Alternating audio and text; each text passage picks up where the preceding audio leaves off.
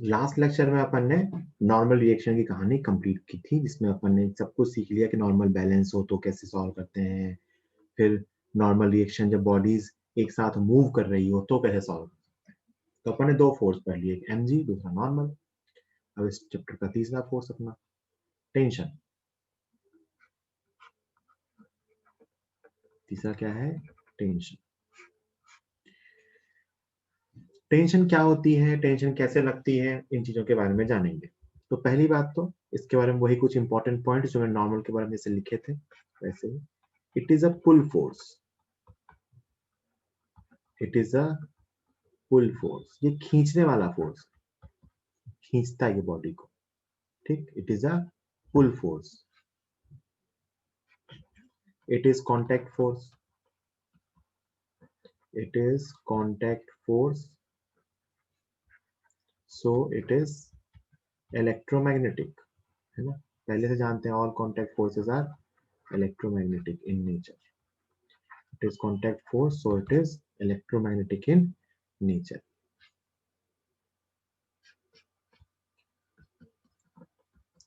It is always along the length of the string. ये हमेशा कहाँ होता है? It is always along the length of the string at the given point. जिस point पे tension निकालते हैं उस पॉइंट पे हमेशा क्या होता है? उस पॉइंट पे जहां स्ट्रिंग होती है उसकी लेंथ के along at the given point and is away from that point. जिस पॉइंट पे इसको ड्रॉ करेंगे उससे दूर की तरफ होगा। क्यों? क्योंकि ये पुल फोर्स है। पुल फोर्स मतलब खींचेंगे। तो it is a pull force, it is a contact force, so it is electromagnetic in nature.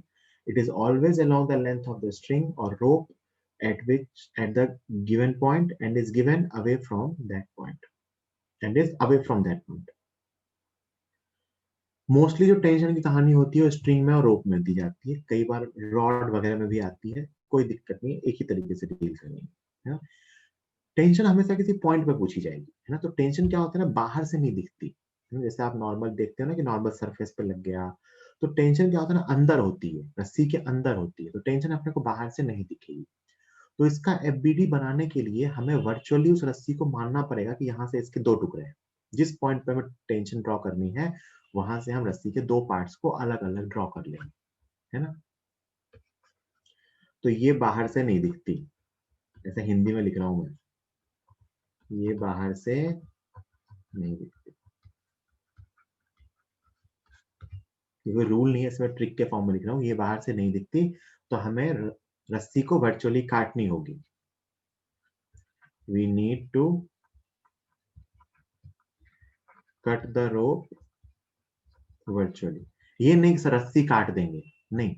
Draw करने के लिए रस्सी के उस पॉइंट से एक तरह से उसको कट करके मैं डायग्राम बनाऊंगा, है ना, क्योंकि बाहर से नहीं दिखेगा। तो जिस पॉइंट पे टेंशन पूछी जाएगी उस पॉइंट पे टेंशन ड्रॉ करने के लिए मैं वहां से रस्सी को कट करूंगा और मैं वहां से रस्सी का टेंशन का डायग्राम बनाऊंगा। ये पुल फोर्स है, कॉन्टैक्ट फोर्स है, ऑब्वियस सी बात है। हमेशा जो रस्सी दी होगी उसकी लेंथ के अलोंग होगी और खींच रही होगी उसको, और ये बाहर से नहीं दिखती। नॉर्मल रिएक्शन का रीजन क्या था? तो नॉर्मल रिएक्शन का रीजन था कि एक सरफेस दूसरे सरफेस को धक्का देती है और उसकी जगह आना चाहती है। मैंने एग्जांपल देके समझाया था कि हाथ को अगर गीली मिट्टी पे रखते हैं तो वहां प्रिंट आता है। तो प्रिंट क्यों आता है? क्योंकि हाथ के पार्टिकल चाहते थे कि मिट्टी के पार्टिकल हट जाए। तो नेचर में नॉर्मल रिएक्शन आता है क्योंकि एक पार्टिकल या कुछ ग्रुप ऑफ पार्टिकल्स चाहते हैं कि दूसरे को हटा के उसकी जगह पे आ जाए, धक्का दे रहे होते हैं। टेंशन क्यों आती है? तो हम किसी चीज को खींचते हैं, हम किसी चीज को खींचते हैं तो हम चाहते हैं कि उसकी लेंथ बढ़ जाए। मान लो मैं एक रस्सी को दोनों तरीके से पकड़ के खींच रहा हूँ, दोनों साइड से। तो मैं क्या चाहता हूँ कि रस्सी खींच जाएगी, लेकिन रस्सी की टेंडेंसी होती है उसके खींचने का अपोज करना, और उसकी वजह से टेंशन आती है, उसकी वजह से टेंशन आती है। So it is due to, इसका कॉज क्या है? It is due to opposition in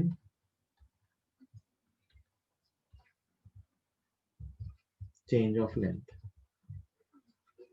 It is due to opposition in change of length. ये change of length के opposition के कारण होता है कि आप इसके length को खींचना चाहते हो। रस्सी के केस में बात करें तो rod के कारण में आप press भी कर सकते हो, वहाँ normal type का जाता है, but ये tension है, change in length, है ना?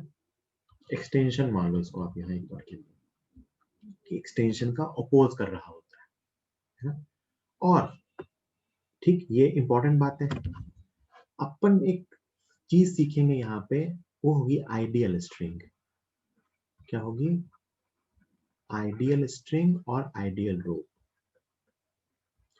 आइडियल स्ट्रिंग और आइडियल रोप का मतलब होता है, पहली बात, इट इज इनएक्सटेंसिबल। ये कैसा है बेटा?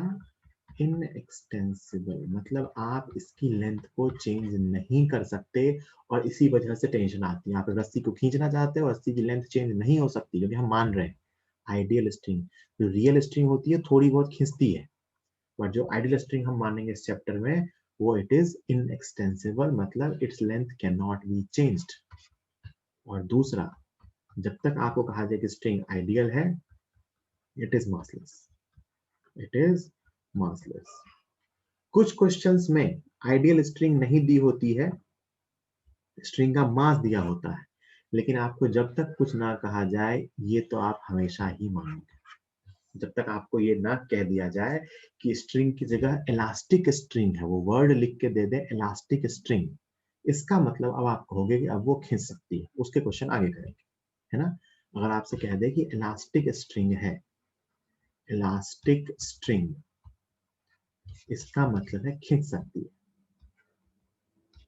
तो ये आइडियल नहीं रह गई। तो इसके लिए कुछ और फॉर्मूला सीखेंगे आगे चल के, वो एफ इक्वल टू के एक्स करके कुछ आ जाता है ना?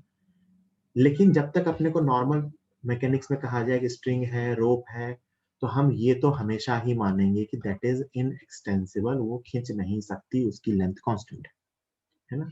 और अगर आपसे कहा जाए आइडियल स्ट्रिंग है, तो वो मासलेस भी है, मासलेस एंड स्ट्रिंग, तो ideal string is massless and inextensible. कल को रोप या स्ट्रिंग में मास आ भी गया तो भी वो आइडियल होगी, है ना? ये बात ध्यान रखना है। तो ये तो आइडियल स्ट्रिंग के बारे में बात हो गई। फिर एक चीज मैं यहाँ पे बस उसका बेसिक आइडिया दे रहा हूँ, आगे बहुत डिटेल में पढ़ने वाले हैं, बट यहाँ पे कई बार आ जाता है। एक चीज आपके पास मिलेगी, पुली। पुली का बेसिकली क्या काम है? तो पुली आप ऐसा मान लो, आप सबने अपनी लाइफ में पुली कहीं ना कहीं देख ही लिया होगा, कहीं ना कहीं पुली लगी होती है। पुली के ऊपर ना रस्सी ऐसे पास होती है, ऐसे उसके ऊपर से रस्सी पास करा सकते हैं ऐसे, या पुली के ऊपर से रस्सी हम ऐसे भी पास करा सकते हैं, कैसे पास करा सकते हैं। और पुली यहाँ ना अपने सेंटर पे कहीं से ऐसे हिंज से लगी होती है, रॉड वॉड से पुली यहाँ सपोर्ट से लगी होती है। तो ऐसे डिफरेंट टाइप के डायग्राम हो सकते हैं आपकी पुली के। पुली का काम सिर्फ ये होता है कि वो ना स्ट्रिंग की डायरेक्शन चेंज कर देती है, मतलब स्ट्रिंग जो सीधी जाती, वो अगर पुली के ऊपर से होके पास हुई है, तो देखो फर्स्ट केस में से 90 डिग्री से घूम गई, ये स्ट्रिंग ऐसे सीधी जाती, हमने इसे पुली के ऊपर लगा दिया तो ये ऐसे घूम गई।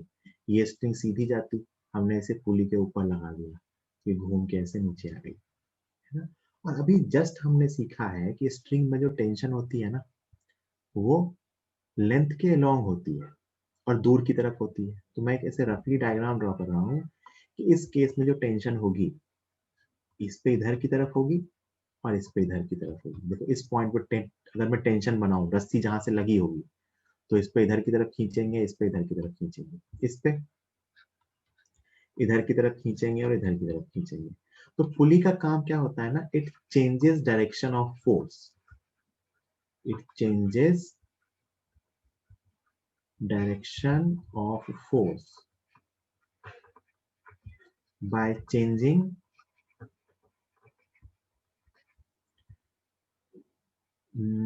डायरेक्शन ऑफ स्ट्रिंग, स्ट्रिंग की डायरेक्शन को चेंज करके, by changing direction of string, ये फोर्स की डायरेक्शन को चेंज कर देता है।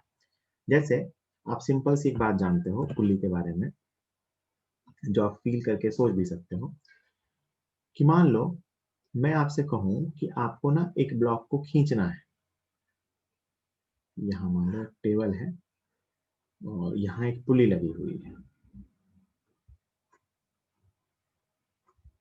और मैं आपसे कहूँ ना आपको इस ब्लॉक को खींचना है, तो आप कहोगे सर मैं फोर्स इस तरफ लगाऊंगा और ये ब्लॉक कहाँ आएगा, ऊपर। ब्लॉक कहाँ आएगा, ऊपर। ये क्या हुआ, आपका फोर्स देखो कहाँ है, हॉरिजॉन्टल है। आपका फोर्स कहाँ है, हॉरिजॉन्टल है। और ये फ्लो फोर्स ब्लॉक तक कैसा पहुंचा, वर्टिकल। फोर्स ब्लॉक तक कैसा पहुंचा, वर्टिकल। तो ब्लॉक वर्टिकल में ऊपर जा रहा है। तो ये जो हॉरिजॉन्टल फोर्स से मैं वर्टिकली ब्लॉक को लिफ्ट कर रहा हूं, ये कारनामा किसने किया, इसने, पुली ने। क्योंकि पुली ने क्या किया कि आप जिस रस्सी को खींच रहे थे उस रस्सी को यहाँ से हॉरिजॉन्टल से वर्टिकल, तो वो जो फोर्स जो यहाँ हॉरिजॉन्टल में था वो वर्टिकल में हो गया। तो पुली का काम क्या होता है, it changes the direction of force by changing the direction of pulley. आप सोच के देखो, by changing the direction of string. ये स्ट्रिंग इसके अलोंग लिपटी होती है, तो वो स्ट्रिंग की डायरेक्शन को चेंज कर देता है। तो अपन जानते हैं कि जिस तरफ स्ट्रिंग होगी उस तरफ ही फोर्स होगी, उसी के लेंथ के अलोंग खींचने वाली। तो यहाँ से हम जैसे हमने देखा ना कि हमने हॉरिजॉन्टल फोर्स से एक ब्लॉक को वर्टिकली ऊपर खींचा, है ना। तो ये कारनामा किया पुली ने, कैसे, अपनी अपने लॉन्ग स्ट्रिंग की लेंथ को चेंज कर। ठीक, तो ये पुली का बेसिक सा काम है। आगे हम पुली और डिटेल में पढ़ेंगे कि पुली में और क्या क्या चीजें होती हैं। और भी इतना जानना है कि पुली सेंटर पे कहीं एक हिंज से लगी होती है, यहाँ एक खूंटी लगी होती है, स्क्रू टाइप का आपने कहीं देखा होता है, यहाँ से पुली लगी होती है ना। और इसके ऊपर स्ट्रिंग लिपटी होती है ना। आपको क्वेश्चन में एक टर्म मिलेगी, आइडियल पुली। अभी अपनी जो भी पुली हम सीखेंगे वो आइडियल होगी आगे 4-5 चैप्टर तक। रोटेशन चैप्टर में जाके रियल पुली के सवाल आएंगे। आइडियल पुली का मतलब होता है कि पुली इज मासलेस, पुली का कोई मास नहीं है, एंड फ्रिक्शनलेस, और पुली पे कोई फ्रिक्शन भी नहीं। Pulley is massless and frictionless. तो पुली का अपने लिए काम है कि पुली के ऊपर ये स्ट्रिंग फिसलेगी, है ना, सिंपली बिना फ्रिक्शन के। जैसे मैं इसको खींचूंगा ना, सुनो ध्यान से, मैं इसको खींचूंगा ना तो ये स्ट्रिंग इसके ऊपर फिसल के जाएगी, ऐसा। It will slide without friction. और पुली मासलेस है, पुली का कोई मास भी नहीं है। तो आइडियल पुली लिखा होता है, तो आइडियल पुली मतलब मासलेस पुली है, फ्रिक्शनलेस पुली। जब तक कुछ ना कहा जाए पुली को आइडियल ही मानते हैं। और आइडियल स्ट्रिंग मतलब इनएक्सटेंसिबल और मासलेस। तो ये आइडियल पुली और आइडियल स्ट्रिंग के बारे में बात है। जल्दी से लिखिए और अपन टेंशन के सवाल एफबीडी ड्रॉ करना एक एक करके सीखेंगे। लिखिए फटाफट। बिल्कुल बेसिक क्वेश्चन से स्टार्ट करेंगे। पहला सवाल आपके सामने ये रहा कि छत है, छत से एक धागा लगा है, धागे से एक ब्लॉक लगा है। ये एम मास का ब्लॉक है, आइडियल स्ट्रिंग है, कुछ नहीं कहा गया है तो आइडियल स्ट्रिंग होती है। धागे से छत से ब्लॉक को बांध दिया। इस ब्लॉक पे कुछ स्ट्रिंग पे मैं कुछ पॉइंट्स ले रहा हूँ, ए बी सी, ये 3 पॉइंट्स हैं। Find tension at A, tension at B, tension at T. इन तीनों स्ट्रिंग खींची हुई होगी, तो मुझे इन तीनों पॉइंट पे स्ट्रिंग में टेंशन बतानी है। अब ध्यान से देखना, अब मुझे ए पॉइंट पे टेंशन बतानी है, तो मैं क्या करूंगा ना कि मैं मान लूंगा कि ब्लॉक और रस्सी का इतना सा पार्ट एक सिस्टम है। भाई एफबीडी बनाने के लिए क्या करते हैं बेटा, कांटेक्ट हटाते हैं। तो रस्सी का कांटेक्ट कैसे हटाए, रस्सी को वर्चुअली काटना पड़ेगा, है ना, एफबीडी बनाने के लिए। तो मैंने सिस्टम में क्या माना, ये एम मास का ब्लॉक और इतनी सी रस्सी, है ना, ये बना लिया। अब ये मैंने अपना सिस्टम माना है अभी एफबीडी बनाने के लिए। अब एक्सटर्नल फोर्स इस पे कौन कौन सा है, इधर की तरफ टेंशन टी ए। भाई टेंशन मैंने क्या सिखाया था, टेंशन दूर की तरफ होती है और रस्सी की लेंथ के लॉन्ग होती है। रस्सी की लेंथ के लॉन्ग खींचने वाला फोर्स दूर की तरफ टेंशन, और नीचे की तरफ एम जी। क्या इस ब्लॉक का कोई एक्सलेशन है, नहीं, तो एक्सलेशन इज इक्वल टू 0।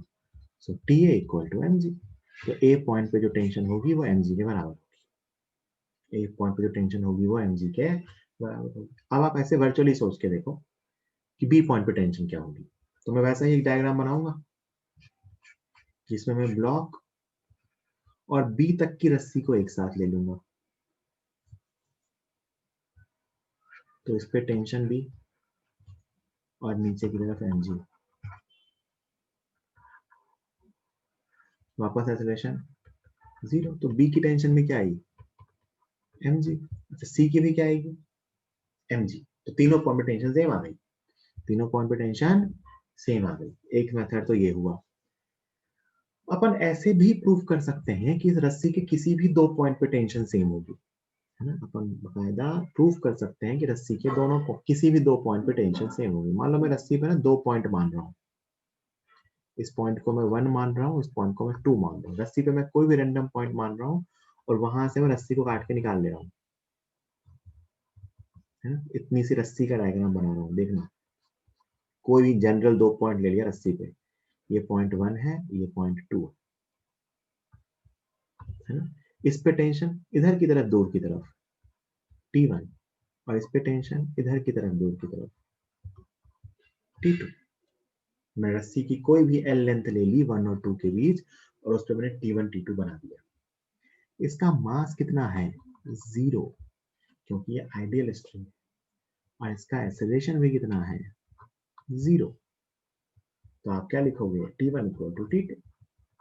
क्या लिखोगे, T1 इक्वल टू T2। इसका मतलब इस आइडियल स्ट्रिंग में हर पॉइंट पे टेंशन सेम होगी। थोड़ा सा दिमाग लगाओ। मैं कहूँ अगर ये आइडियल स्ट्रिंग है, आइडियल स्ट्रिंग मतलब मासलेस और इनएक्सटेंसिबल, तो बेटा एक्सेलरेशन होता भी, कल को ये ब्लॉक हम ना रस्सी से लगा के खींच के ऊपर ले भी जा रहे हैं, मान लो ये एक्सेलरेशन जो है, कल को ये एक्सेलरेशन नॉन जीरो होता लेकिन स्ट्रिंग आइडियल होती, तो मास तो फिर भी जीरो होता। तो मान लो ये ऊपर जा रहा होता, फिर भी मैं क्या लिखता, T1 minus T2 is equal to mass zero into acceleration non zero, तो भी तो जीरो ही आता। तो यहां से ये प्रूफ होता है कि आइडियल स्ट्रिंग में टेंशन हर पॉइंट पे सेम होगी, क्योंकि आइडियल स्ट्रिंग कैसी है, मासलेस। कैसी है, मासलेस। तो यहां से मैं कह सकता हूं कि tension at all the points in ideal string is same. Tension at all the points in an ideal string is same. एक आइडियल स्ट्रिंग के हर पॉइंट पे टेंशन सेम होती है। एक कंडीशन आएगी रोटेशन के चैप्टर में जाके, जो मैं बस यहां लिख रहा हूं। इफ देयर इज, इसी के सेंटेंस का आगे है ये, if there is no contact with any frictional surface, अगर रस्सी किसी फ्रिक्शन वाली सरफेस से होके पास नहीं हो रही है, तो एक रस्सी में टेंशन हमेशा सेम होती है। लेकिन कैसी रस्सी में, आइडियल। कैसी रस्सी में, आइडियल। आइडियल रस्सी कैसी होती है, मासलेस।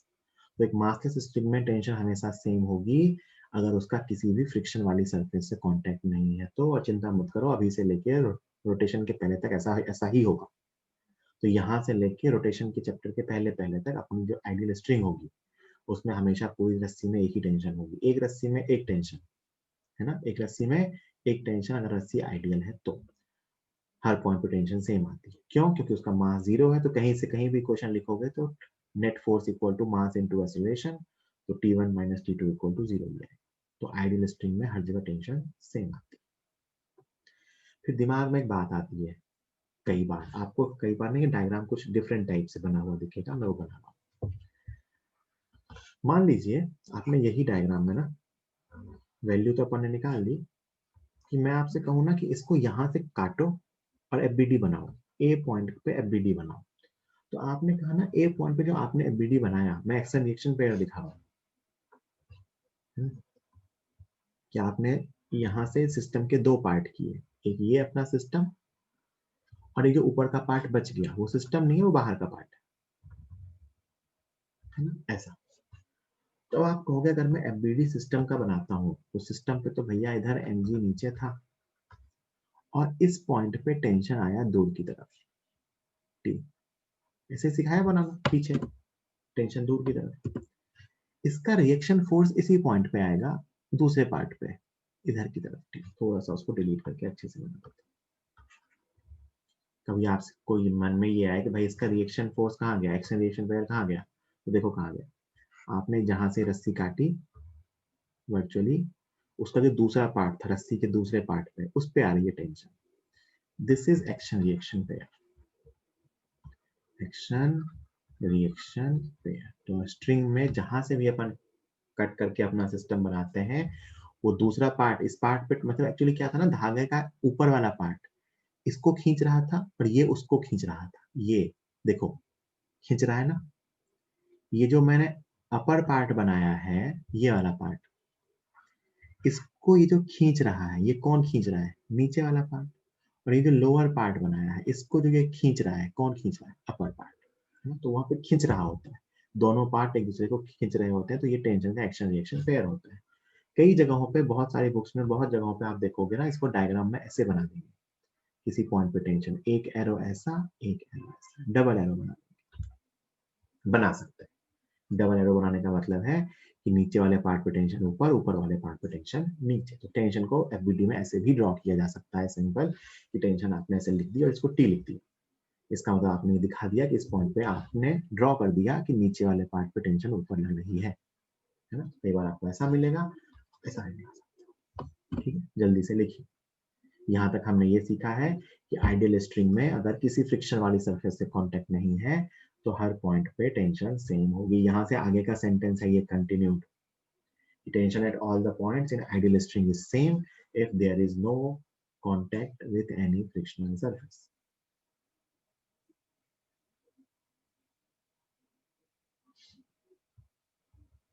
जल्दी लिखिए, लिख लें तो जल्दी से मुझे चैट पे डन लिख के बताइए।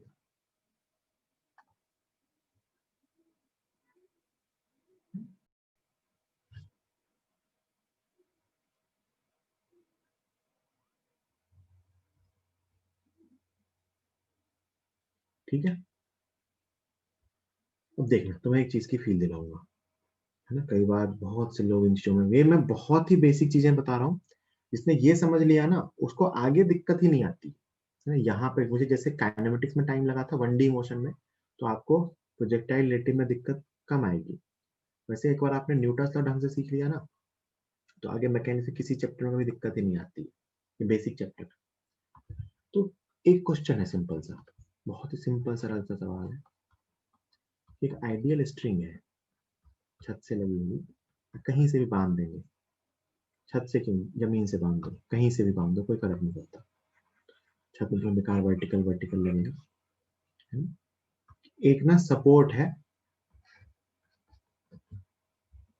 यहां से एक रस्सी बांध दी है, स्ट्रिंग है आइडियल, और एक आदमी इसको खींच रहा है, हाथ से पकड़ के इसको खींच रहा है। Man is pulling the rope by applying a force F. By applying a force F. Man is pulling the rope by applying a force F. Find tension in the rope. Find tension in the rope. तो बहुत आसान है बनाना। कैसे देखना, मैं इसमें एक चीज बताना चाहता हूँ, उसके लिए मैंने डायग्राम बनवाया। आप तो एक काम करो, आपको किसी पॉइंट पे, आपको ये तो पता है कि रोप में टेंशन हर पॉइंट पे सेम होगी, क्योंकि स्ट्रिंग कैसी है, आइडियल। रोप पे टेंशन हर पॉइंट पे सेम होगी। किसी पॉइंट पे निकाल लो, मान लो आप इस पॉइंट पे टेंशन निकालना चाहते हो, तो इस पॉइंट से एक तरह से रस्सी को काट दो, है ना, वर्चुअली। तो आपने रस्सी को काट के इतने से रस्सी का डायग्राम बनाया, है ना, इतने से रस्सी का डायग्राम बनाया, एफबीडी। इस रस्सी पे कौन कौन से फोर्स आ रहे हैं? इधर से आदमी खींच रहा है रस्सी को एफ फोर्स से, और इधर से टेंशन, रस्सी का दूसरा पार्ट रस्सी को खींच रहा है। टेंशन कहाँ से आ रही है? रस्सी का जो दूसरा पार्ट बच गया वो रस्सी को खींच रहा है। आप दूसरे पार्ट का डायग्राम बनाओगे, रस्सी का जो बाकी पार्ट बच गया, उस पर टेंशन इधर आएगी, है ना। अपने को तो इससे मतलब है, इसका मास भी जीरो, एक्सीलरेशन भी zero, so T equal to F, T equal to F, है ना।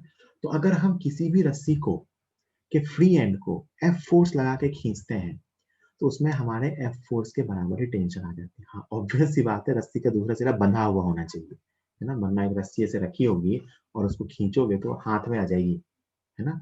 तो रस्सी का एक एंड कहीं से बंधा हुआ हो और एक एंड फ्री हो, तो हम किसी रस्सी के फ्री एंड पे जितना फोर्स लगाते हैं रस्सी में उतनी ही टेंशन आ जाती है।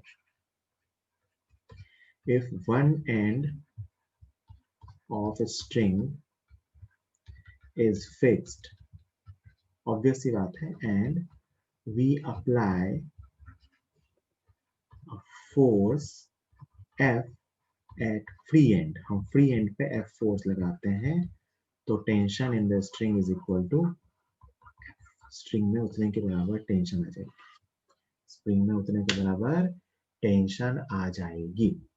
ठीक, ये तो आपने लिख लिया। एक चीज जो मैं आपको यहाँ बस इसका मैकेनिज्म समझा रहा हूँ कि टेंशन आई कैसे, फील करना, इसको लिख के नहीं बता सकते, फील करना। बिल्कुल सोच के देखो, आपके हाथ में एक रस्सी है ना, आपके हाथों में एक रस्सी है, बिल्कुल आपने मुट्ठी में रस्सी बांध रखी है ना, अपने मुट्ठी में एक रस्सी बांध रखी है। अब आप उसको खींच रहे हो अपनी तरफ। जरा खींचने की प्रोसेस सोचो, खींचने की प्रोसेस में क्या हुआ। खींचने की प्रोसेस में आपकी हथेली, ये जो पाम थी, दिख रहा है, ये जो पाम थी, ये रस्सी की सरफेस के ऊपर फोर्स लगा रही है। खींचने की प्रोसेस में क्या हुआ, आपके हाथों की हथेली ने रस्सी की सरफेस के ऊपर फोर्स लगाया। कौन सा फोर्स है वो, घिसने वाला, फ्रिक्शन है वो एक्चुअली, है ना। एक्चुअली क्या आपको घिसने, सोचो रफ रस्सी होगी तो आपका हाथ भी छिल सकता है और ज्यादा फोर्स लगा पाओगे। बिल्कुल चिकनी रस्सी होगी तो आपका हाथ फिसल जाए। आपको रस्सी में खींचने को बोलूं और बिल्कुल स्मूथ रस्सी हो तो आपका हाथ फिसल जाएगा।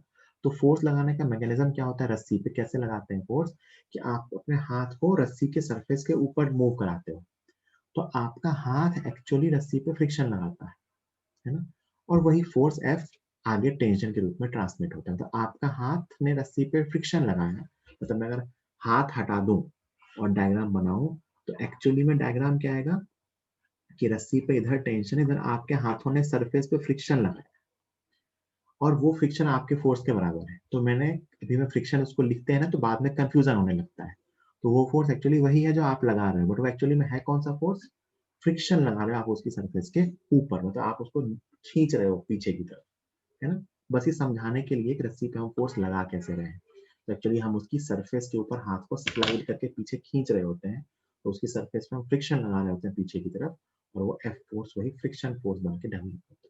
फ्रिक्शन फ्रिक्शन आपको कहीं लिखा नहीं मिलेगा, आपको लिखा मिलेगा we are applying force 100 newton in at the free end of the string, मतलब हम 100 न्यूटन का फोर्स लगा रहे हैं। तो बस ये जानना था, ऐसे इंफॉर्मेशन थी। लिखिए, ये जो सामने लिखा है ये काम की चीज है। जब हम रस्सी के फ्री एंड पे फोर्स लगाते हैं हाथ से तो वो रस्सी में टेंशन उसी फोर्स के बराबर है। हम फोर्स लगा रहे हैं तो हम लगा लें, मंकी लगा ले, कोई भी लगा ले, वो फ्री एंड पे जितना फोर्स लगाता है उतनी टेंशन आ जाती है।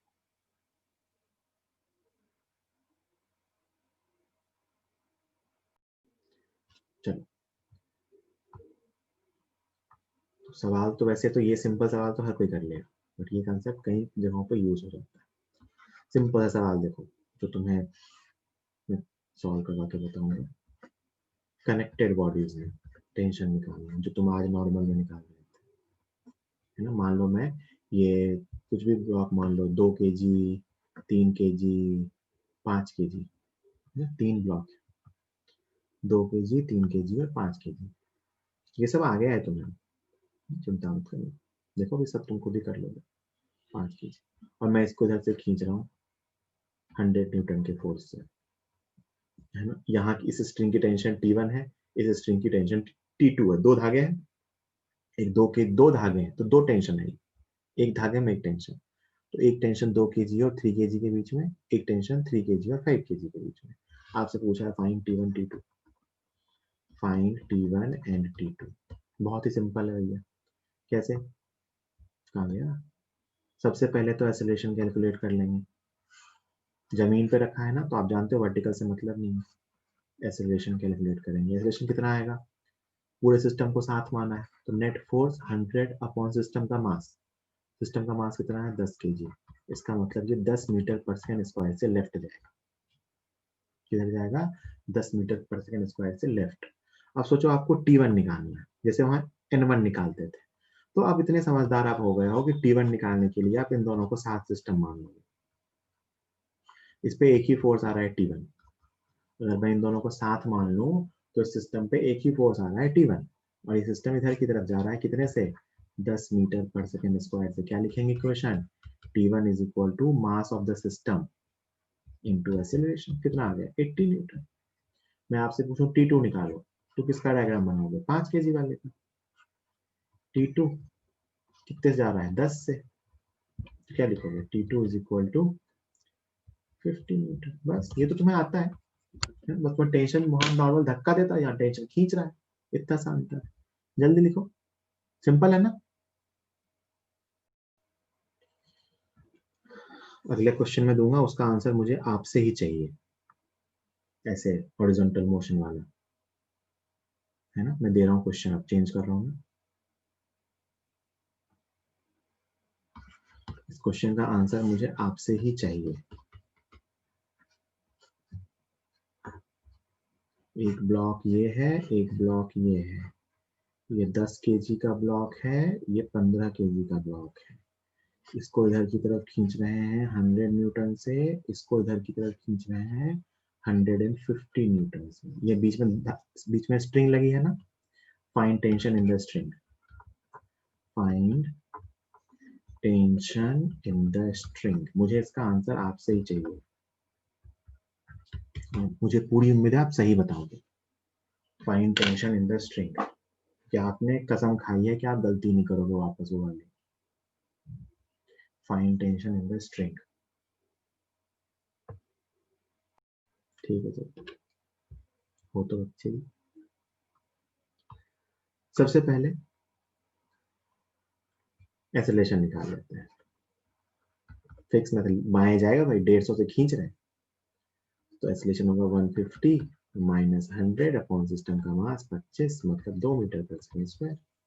किसी ब्लॉक का डायग्राम बना लो। 10 केजी वाले का बना लो। तो 10 केजी वाले पे इधर की तरफ 150 न्यूटन, और भैया टेंशन पीछे लगेगी, खींचने वाला टेंशन इस पे पीछे लगेगा, और ये इधर की तरफ जा रहा है 2 मीटर पर सेकेंड स्क्वायर से। या फिर 15 केजी का बना लो। इस पे टेंशन आगे लगेगी ना, tension is a pull force, और 100 न्यूटन पीछे लग रहा है, और एक्सेलरेशन इसका भी 2 मीटर पर। देखो ध्यान से, मैंने जैसा बताया मैंने वैसा ही टेंशन बनाया। एक बॉडी पे टेंशन रस्सी की लेंथ के लॉन्ग लगती है, तूने टेंशन हॉरिजॉन्टल बनाई है। मैंने बोला था टेंशन दूर की तरफ लगती है, तूने खींचने वाला फोर्स बनाया है। इक्वेशन लिखो। इस पे क्या लिखोगे? 150 minus tension equal to mass into acceleration 20, t equal to 130। इससे करो एक ही बात है। t minus 100 is equal to 15 into 2, so t is equal to 1।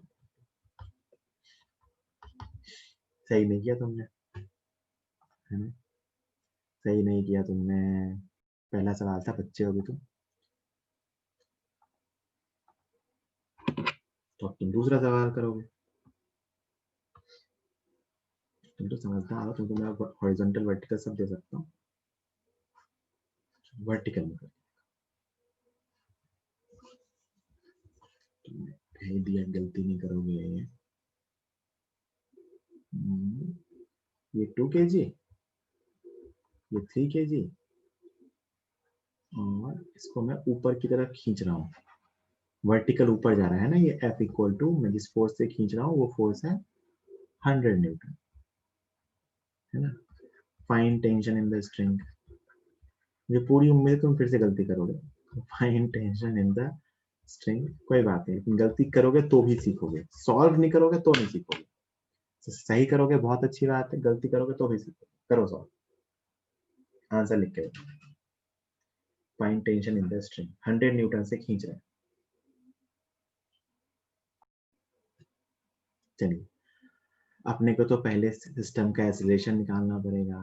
तो सिस्टम पे एक फोर्स है ऊपर 100 न्यूटन, अब कोई नहीं लिखेगा, और नीचे की तरफ इस पूरे सिस्टम का mg भी तो है। सिस्टम का, पूरे सिस्टम का mg, और वो 50 न्यूटन है। ये क्या है? पूरे सिस्टम का mg, 3 केजी और 2 केजी का कंबाइन mg। तो ऊपर 100 नीचे 50, तो सिस्टम ऊपर जा रहा है। सिस्टम का एक्सेलरेशन 100 माइनस 50 अपॉन 5। आधे लोग mg भूल गए। है ना, आधे लोग इसमें mg भूल गए तो सिस्टम ऊपर जा रहा है 10 से। अब नीचे वाले ब्लॉक का डायग्राम बना लेते हैं, 3 kg वाले ब्लॉक का। तो ऊपर की तरफ टेंशन, नीचे की तरफ इस ब्लॉक का mg 30 और एक्सेलरेशन ऊपर की तरफ 10। अब इक्वेशन लिख दो, t minus 30 is equal to 3 into 10, so t is equal to 60 Newton. तुम ऊपर वाले पे लिखना चाहोगे तो भी सेम आएगा, उस पे लिखोगे 100 ऊपर का फोर्स माइनस 20 माइनस टी, ऊपर 100 नीचे 20 और टी, तब भी सेम आंसर है। ऊपर वाले पे आपको 3 फोर्स लिखने पड़ेंगे, 100, 2 kg का mg और टेंशन, और वो रिजल्टेंट वो भी ऊपर जाएगा 10 से। कुछ लोगों के आंसर सही थे, जो मुझे आखिरी में सही दिख रहे हैं वो है लिवांत, हर्ष, विकास, खुशी, बस इन लोगों के आंसर सही है, बाकी लोगों के आंसर गलत। बहुत अच्छे, इन लोगों ने सही आंसर दिया। जल्दी लिखिए, 20 सेकंड दे रहा हूँ बस, ओनली 20 सेकंड्स।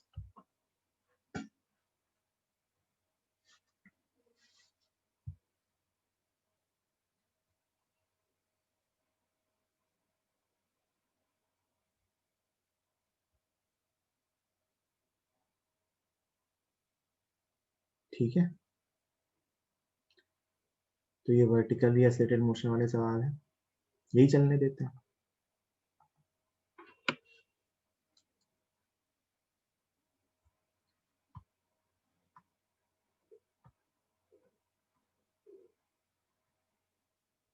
ठीक,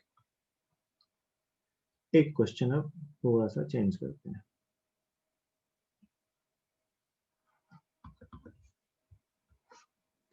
ये जो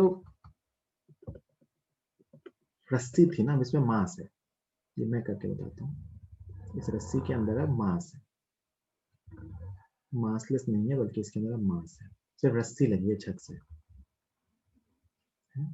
it is a uniform rope, uniform rope, इसका मास m है और लेंथ l है। It is a uniform rope of mass m and length l, छत से हैंग हो रही है ना। तो आपको पूछा गया है, ये पॉइंट 1 है, 1 इज द मिड पॉइंट,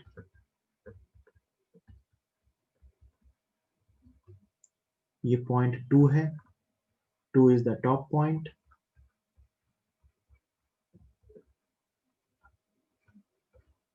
और ये पॉइंट 3 है, 3 इज अ जनरल पॉइंट जिसकी यहां से डिस्टेंस x है ना, मतलब 1 के लिए x की वैल्यू l/2 होगी, 2 के लिए x की वैल्यू l होगी। It is a general point जो बॉटम से x हाइट पे है।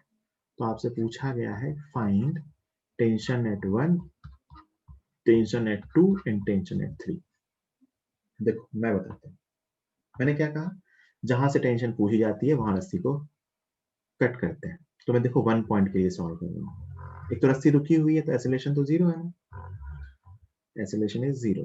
तो 1 पॉइंट की बात कर रहे हैं, तो 1 पॉइंट पे ऊपर की तरफ टेंशन, और नीचे की तरफ इसका इतने से पार्ट का ही mg, इतने से पार्ट का mg कितना है, तो आधा मास है, तो mg/2।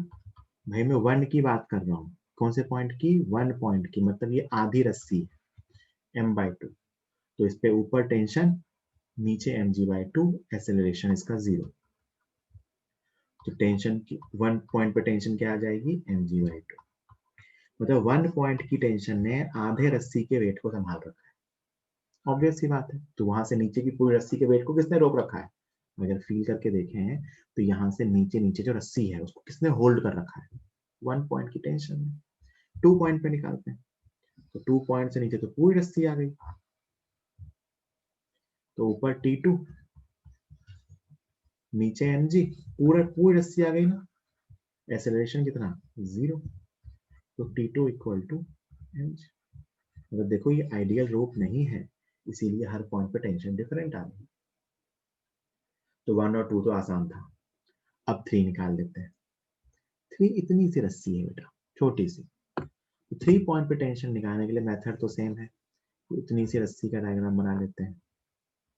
यहाँ पे टेंशन T3, यहाँ पे जब मैं mg लिखूंगा तो m मुझे नहीं पता है, ये x लेंथ का मास कितना हो, तो इसको निकाल सकते हैं यूनिटरी मेथड्स। यूनिफॉर्म रोप है ना, मतलब मास एक जैसा डिस्ट्रीब्यूटेड है, तो आपको हो गया L लेंथ का मास m है, तो यूनिट लेंथ का मास m/l है, तो x लेंथ का मास कितना होगा m/l into x। Using unitary method we can calculate कि इसका मास कितना होगा x लेंथ का mx/l या m into x/l। तो इस पे जो mg आएगा वो आएगा mx/l into g। ये mg लिखना अपने को सीखना है ना। कैसे, x लेंथ का मास निकालना है, तो l लेंथ का मास m है, तो यूनिट लेंथ का मास m/l, तो x लेंथ का मास m/l into x। एक्सेलरेशन तो 0 है भैया, तो क्या लिखोगे t3 is equal to mx/l into g। अब देखो आप यहाँ x की वैल्यू रखते जाओगे आपको टेंशन मिलती जाएगी। x की वैल्यू l/2 रखोगे तो सेंटर पे आ जाओगे, देखो mg/2 आ जाएगा। x की वैल्यू l रखोगे तो टॉप पॉइंट पे पहुंच जाओगे, देखो टेंशन वहां mg आ जाएगी। तो ये जनरल पॉइंट पे टेंशन है। यहाँ से ये भी समझ में आ रहा है कि जैसे मैं बॉटम पॉइंट से ऊपर जा रहा हूँ इस रोप में, टेंशन बढ़ती जा रही है। क्यों? क्योंकि उसके नीचे के पूरे रोप को वेट को पूरे रोप के वेट को उसी पॉइंट की टेंशन ने होल्ड कर रखा है। As we are moving above tension is increasing, है ना, क्योंकि रोप आइडियल नहीं, आइडियल होती तो टेंशन हर जगह सेम होती। लिखिए जल्दी, कोई डाउट हो तो पूछिए। तो मास वाले स्ट्रिंग में कोई दिक्कत नहीं है। ऐसा मान लो कि बहुत सारे ब्लॉक लगे हुए। चलो अगला क्वेश्चन। अब क्या है ना, एक ब्लॉक है, ब्लॉक में एक रस्सी बांधी है,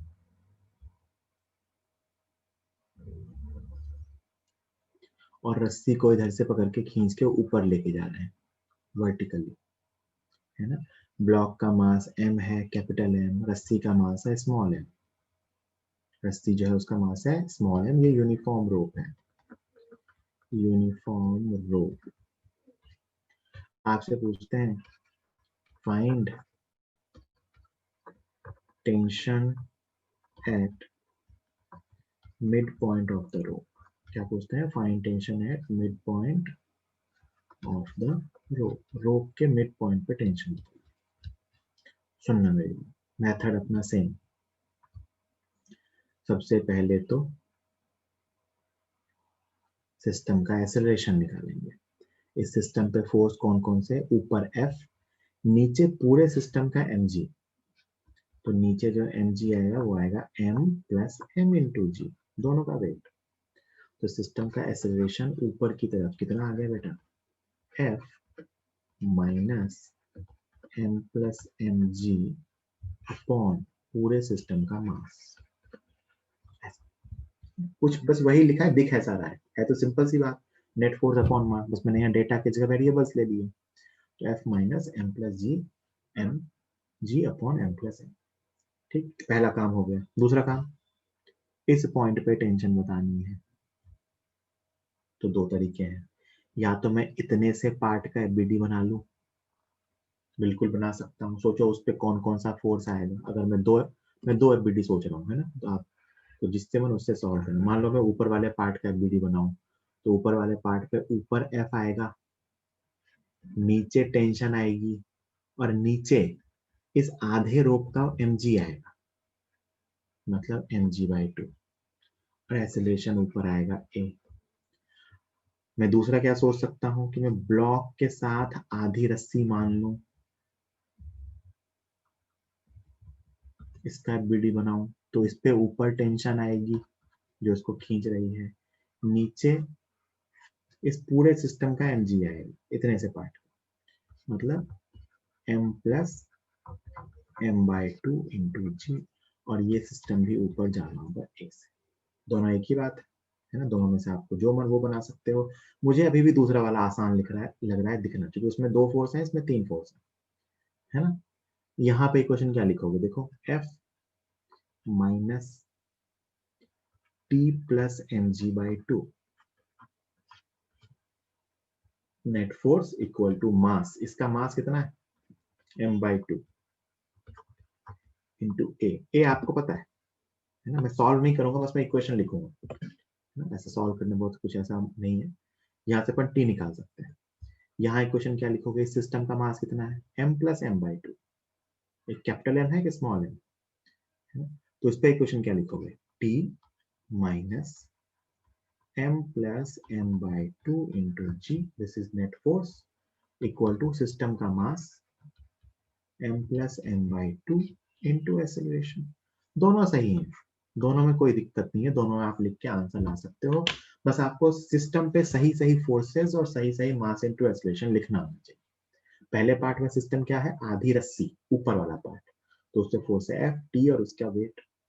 नीचे वाला सिस्टम क्या है, नीचे की आधी बची रस्सी और ब्लॉक एक साथ, तो इस पे फोर्स कौन सा है, ऊपर टेंशन और नीचे इसका पूरा एनर्जी। एक्सेलरेशन दोनों केस में ऊपर है, दोनों पे जो इक्वेशन लिखोगे उससे दोनों केसेस में सही आंसर है। तो अगर ऐसा की तरफ कभी वर्टिकल में एक्सेलरेटेड हो तो भी अपन बता सकते हैं, कोई दिक्कत नहीं, डेटा दिया होता तो आसान हो जाता है कैलकुलेशन। लिखो, क्वेश्चन तो उसी टाइप के हैं, सोच के देखो, वही जैसे ब्लॉक वाले किए थे वर्टिकल हॉरिजॉन्टल में, वही क्वेश्चन चल रहा है, तो ध्यान से देखो ना। ये वही सिस्टम है जिसको ऊपर खींच रहे हैं, ए एक्सेलरेशन से, लिफ्ट वाला केस। देखो टेंशन इक्वल टू क्या आएगा, ये इधर की तरफ जाएगा, तो mass of the system into g plus a बन जाएगा। ऊपर जाते हैं तो tension m into g plus a होता है ना, अगर एक ऐसे सिस्टम को हम टेंशन से ऊपर खींच रहे होते हैं, सिर्फ टेंशन से, तो टेंशन की वैल्यू क्या आती है, mass of the system into g plus a. देखो क्या आ रहा है, mass of the system into ये उधर जाएगा जी प्लस ए, वही बात यहाँ भी आ जाएगी। ठीक है,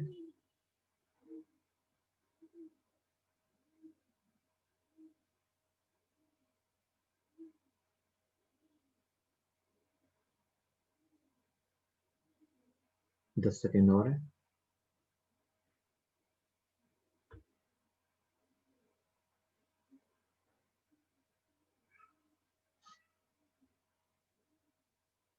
एक क्वेश्चन मैं आपको ऐसा दे रहा हूँ डेटा वाला, वो आपको सॉल्व करके आंसर बताना, ठीक है, मैं चेंज कर दूँ, बस उसमें मैं ये कर रहा हूँ कि मैं दो ब्लॉक लगा दे रहा हूँ, बीच में कैसे रस्सी बांध रखी है, एक ब्लॉक और है, और यहाँ से इसे खींच रहे हैं, ये कुछ 5 kg का ब्लॉक है, ये 2 kg की रस्सी है, और ये भी 5 kg का ब्लॉक है, और मैं इसे खींच रहा हूँ 240 न्यूटन के फोर्स से ऊपर की तरफ। जी अपने को 10 लेना है, g is equal to 10 metre per second square. आपसे पूछा गया है find tension at mid point of rope, this is rope, uniform rope है ना, find tension at mid point of rope, rope के मिड पॉइंट पे टेंशन बताइए। मुझे उम्मीद है इस बार आप गलती नहीं करेंगे और सही आंसर बताएंगे। Find tension at mid point of the रोप, बिल्कुल सोच समझ के, वर्टिकल ऊपर खींच रहे हैं, कोई एमजी छोड़ दे रहा है, कोई टेंशन नहीं लिख रहा है।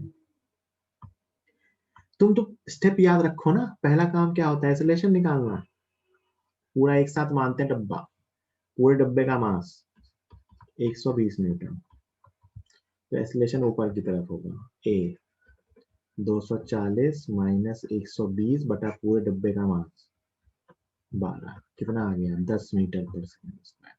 ये पूरा सिस्टम ऊपर जा रहा है 10 मीटर पर सेकंड स्क्वायर से। पहला काम तो ये होता है, आधे लोग तो यही गलती करते हैं, एमजी नहीं लेते हैं, पता नहीं क्यों, है ना? उनको लगता है नहीं लेना चाहिए, एमजी दिखा कहाँ रखा है, डायग्राम में एमजी कहाँ दिख रहा है, वही एमजी तो होता है ना, धरती माता सब पे बल लगाती है, एफ तो हम लगा रहे हैं, धरती का फोर्स तो सब पे लगता है। अब मुझे टेंशन कहाँ बतानी है, रोप के मिड पॉइंट पे, तो यहाँ, तो यहाँ से इसके दो हिस्से कर लो, आप चाहो तो नीचे वाले का डायग्राम बना लो, तो मैं नीचे वाले का बीडी बना रहा हूँ, यहाँ से नीचे वाले का बीडी, बीडी अलग अलग बनाओगे, सही सही बनाओगे तो आंसर सही आएगा। आपको यहाँ टेंशन चाहिए, ये आपका सिस्टम है, सिस्टम में दो चीजें हैं, आधी रस्सी और 5 kg का ब्लॉक, 5 kg का ब्लॉक 5 kg का, आधी रस्सी 1 kg की, तो इस पे जो पूरा mg आएगा वो आएगा 60 न्यूटन, टेंशन ऊपर, mg नीचे, और ये ऊपर जा रहा है कितने से, 10 मीटर पर सेकेंड स्क्वायर। ये आधी रस्सी और ब्लॉक का सिस्टम ऊपर जा रहा है 10 मीटर पर सेकेंड स्क्वायर के एक्सेलरेशन से। तो टेंशन इक्वेशन लिखूंगा, tension minus 60 equal to mass of the system 6 kg into acceleration of the system। Answer आ गया 120 newton. This is the answer. पता नहीं गलती कहाँ कर ली है ना। चलो आज की क्लास यहीं फिनिश करते हैं। Thank you.